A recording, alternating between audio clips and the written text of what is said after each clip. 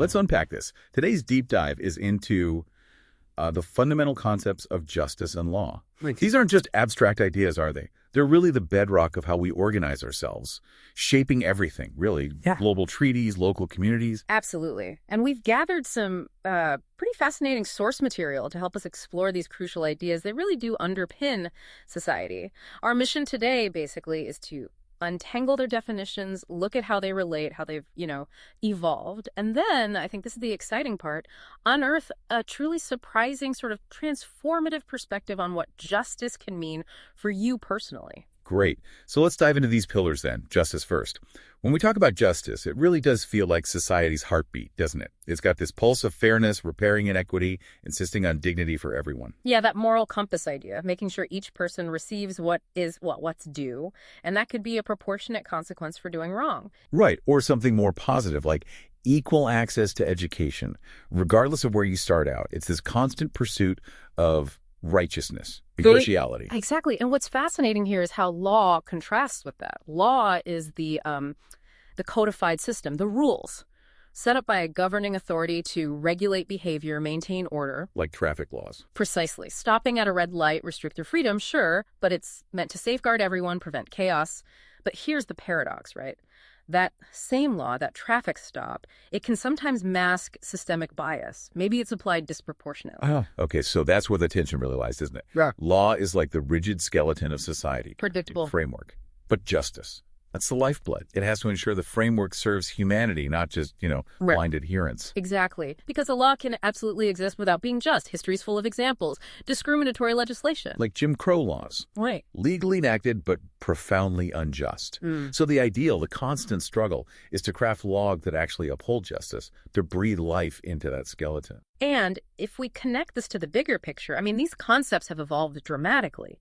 Ancient societies wrestled with this balance, sometimes quite brutally. Think about Hammurabi's lex talionis. The eye for an eye thing? Yeah. Stark, predictable order. Better than just arbitrary vengeance, maybe. It codified consequences. But it really exposed the limits of purely retributive justice focused only on punishment. It's a tension we still feel today, right? In debates about mass incarceration, for example.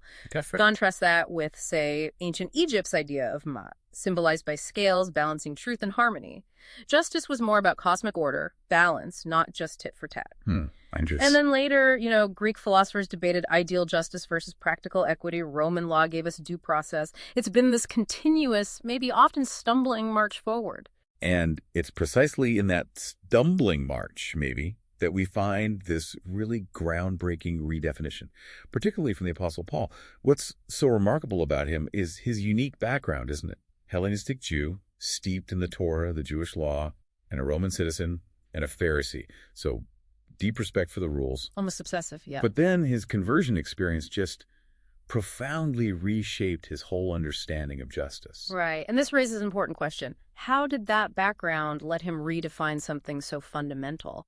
Paul's concept of dikaiosune, that's righteousness in Greek, it basically exploded legalism, that strict external rule following for salvation. So not just ticking boxes. Exactly. He presented justice or righteousness not as something you earn through perfect behavior like a transaction, but as a divine gift, freely given. He argues in Galatians, a person is not justified by works of the law, but through faith.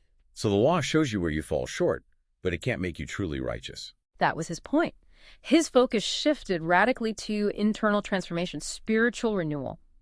Not just external compliance and retribution. It was a huge challenge to the systems back then, and honestly, it kind of foreshadows modern ideas of restorative justice, healing, reconciliation. Wow. And you can really see how that perspective echoes through history. Yeah. It feels like it had a profound influence on figures like Martin Luther King Jr., Nelson Mandela. They championed justice beyond just punishment, seeking transformation, dignity. Reconciliation, yeah. And that vision, it directly challenges us today, doesn't it?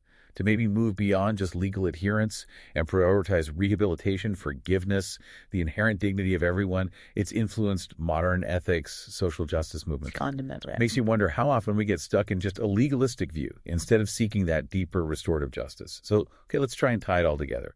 You can think of it like this. Law gives us the structure, the rules to prevent chaos. But justice is the dynamic moral ideal, constantly pushing, challenging those laws to be better, more equitable, more humane. Hmm.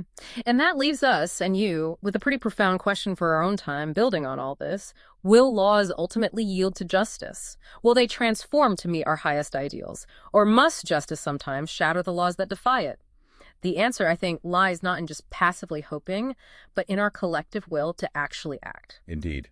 Something to keep reflecting on, that eternal dialogue between law's necessary order and justice's demanding fire.